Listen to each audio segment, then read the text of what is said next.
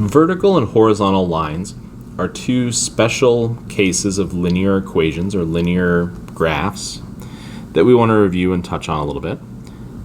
A key idea here is distinguishing in your mind the difference between a vertical and a horizontal line, knowing which direction they go. One key trick for doing that is when you hear the word horizontal, to think of the horizon, which stretches out from left to right as you look off into the distance. Vertical is the other option, so it's the line that goes up and down. For instance, we could draw a vertical line that passes through 2 on the x-axis, or we could draw a horizontal line that passes through -4 on the y-axis.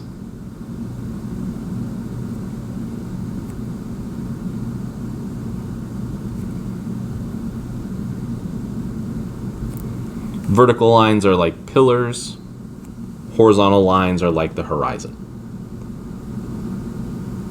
In example 10, we want to find the equation for the horizontal line passing through the point -6, -4.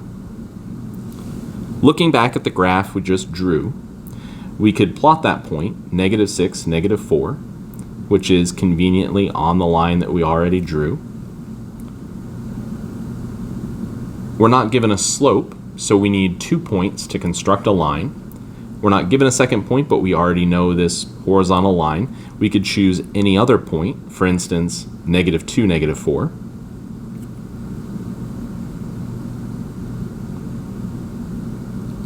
And then apply the approach that we used in a couple of those previous examples.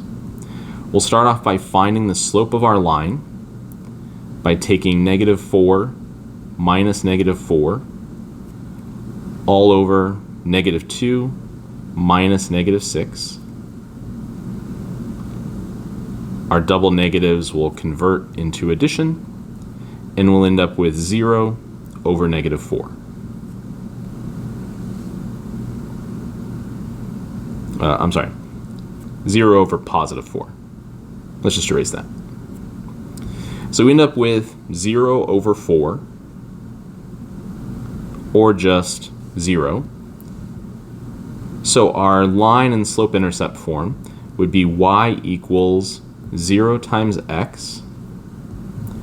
Then we need our intercept, which we can already see from the picture up above is -4, which we could just simplify down to y equals -4. It turns out that horizontal lines always have a slope of 0. So when we have a problem like this, we don't need to go through all these steps. We did this to demonstrate where this idea comes from. But if we want a horizontal line passing through a given point, all we need to do is identify that y-coordinate and use the same exact value for our equation. Horizontal lines will always be of the form y equals whatever that y-coordinate is. For example 11, we want a vertical line passing through 2, 3. We can plot that point up above, and we could choose a second point, say 2, 8.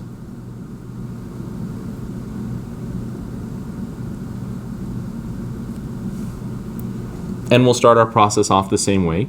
We'll use the slope equation. We'll take the difference of our y-coordinates, which would be 8 minus 3, over 2 minus 2, and we would get 5 over 0. Hopefully we know that dividing by 0 is impossible. The more mathematical way to say that is that any non-zero number divided by 0 is undefined.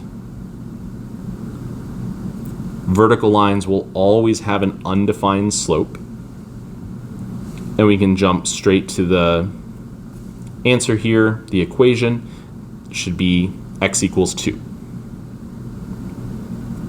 We represent it this way because what it tells us is that no matter what our y-coordinate is, x will always be 2. And that's consistent with the vertical line that we drew above.